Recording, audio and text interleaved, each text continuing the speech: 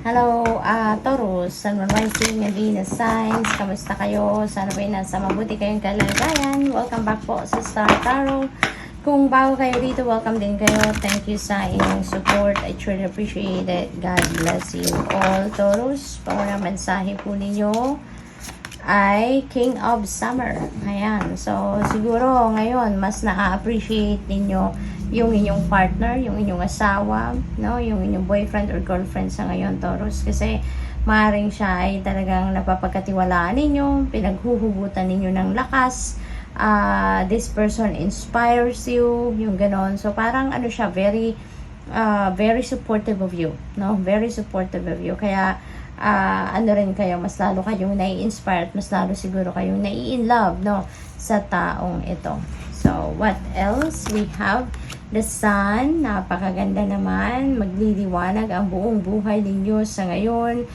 Kasi, ano to, swerte ito, no? Meron kayong good luck, good fortune na paparating, and you are going to, be very happy. Kasi this is a time for success, no? Financial success, material success, no? At iba't iba pang klaseng success ay maaaring dumating sa buhay ninyo sa ngayon with the sun energy. Positive changes also are coming your way. Kaya magaganda ang mga mangyayari. Magagandang ideas din ang lalabas sa isip ninyo. Yung creative ideas ninyo will be oozing sa ngayon. So, there are great blessings, no? Coming your way sa ngayon, Taurus. Kaya napakaganda. Kahit yung mga plano ninyo, no? That will work out perfectly para sa iyo sa ngayon. Kaya, magiging matagumpay kayo. We have Princess of Summer. Ayan, pagdating sa relationship, no? Lalo-lalo na kung wala pa kayong relasyon, maaaring kayo ay papasok kayo sa isang bagong love and romantic relationship.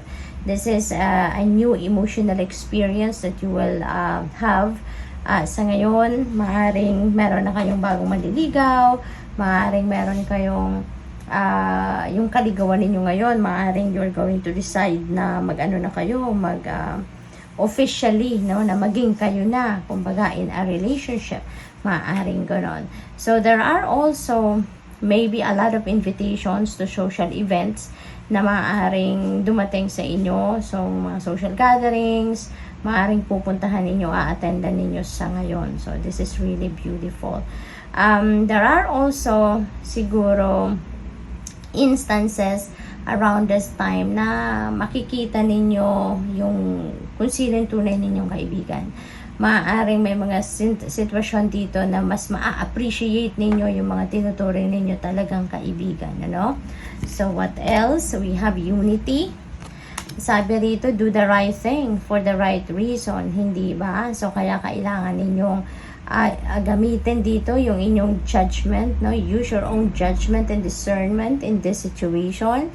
Taurus, kung ano nararapat, kung ano ang tama, kung ano ang dapat doon kayo. Okay? At saka, meron din ditong siguro mga advice, no, na ihihingiin kayo, no, sa mga taong tinitingala ninyo. Maybe you are seeking for advice to those siguro mga spiritual people or mentors, mga ganon, ano? Or baka siguro sa mga tinuturing ninyong mga parents ninyo, mga mother figure or father figure ninyo. What else? We have Seven of Winter. Ayan. So, parang ang iba sa inyo, Taurus, mayroong pinagdadaan ng siguro difficulty sa pagdedesisyon, no? Kasi siguro you are not seeing the heart of your situation, kaya hindi ninyo ito mapagdesisyonan agad. Parang hindi ninyo ito na pag-iisipan pa ng maayos, ano, Taurus. Kaya maaaring ang iba sa inyo, tinatry nyo na lang na i-avoid ito. Maaaring tinatry nyo na lang na iwasan kung ano man ang pagdedesisyon na ito or yung decision making na ito, no? So, the more na iwasan natin, mas lalong magtatagal patuloy yan, hindi ba? Imbes na ma-solve nyo na yung problema or ma-address nyo na kung ano man ang sitwasyon na to, 'di ba? mas lalo pang magtatagal kayo sa sitwasyon na yan, mas magtatagal pa yung pag-iiwas ninyo. Kaya as much as possible, just face it, no? Just face it. Hingi kayo ng guidance sa Divine Universe, you know, at pakinggan ninyo ang gabay niya, pakinggan ninyo ang kasagutan niya through your intuition. Kasi madalas naman sinasagot ng mga ng universe, no, yung dasal natin kung humihingi tayo ng advice, humihingi tayo ng kalinawan sa ating isipan through our intuition. Okay? We have Prince of Autumn. Ayan. So, be cautious, no? Be cautious. And do a wise action. Okay? So, sa ngayon, maaaring you have learned a lot already from the past, kung ano man ang mga pinagdaanan ninyo sa buhay. Dati, meron na din kayong natutunan kahit papano. Ngayon, you are more cautious na, you are more aware na, at saka smarter na kayo, mas matalino na kayo sa ngayon.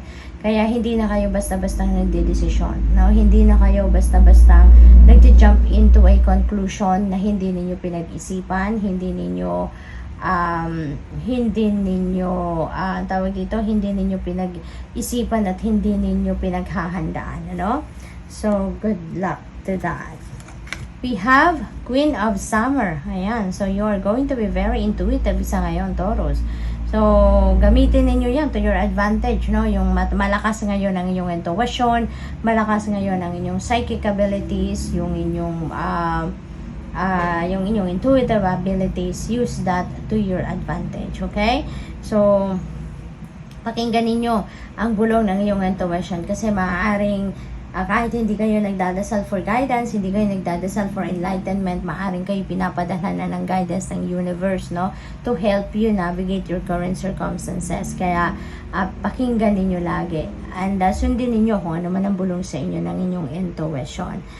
This also, sabi din dito, taking care of others perhaps too much, no? So, siguro din, ang iba sa inyo, you are taking care of the family, you are taking care of many people around you, mga mahal ninyo sa buhay, or baka maaaring yun ang trabaho ninyo, yun ang profession ninyo, no? Nag-aalaga kayo ng mga tao.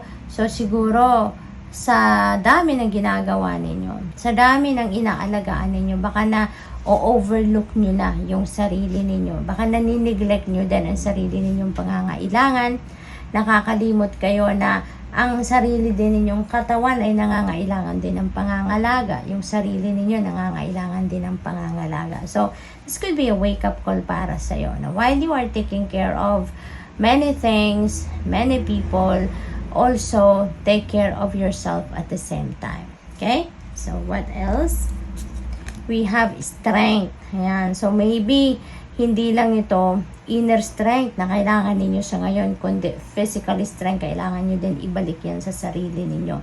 So, maaari kasi na dito, no, sa 7 of Winter Energy, kailangan ninyo dito na magpakatatag, kailangan ninyo na tibayan ang inyong loob, tibayan ang inyong dibdib, para harapin ninyo face to face or harapin ninyo head on kung ano man ang problema or challenging situation na tinatry ninyong i-avoid or tinatry ninyong iwasan. So, instead na iwasan, harapin natin, tibayan ninyo ang inyong loob, kaya nyo yan.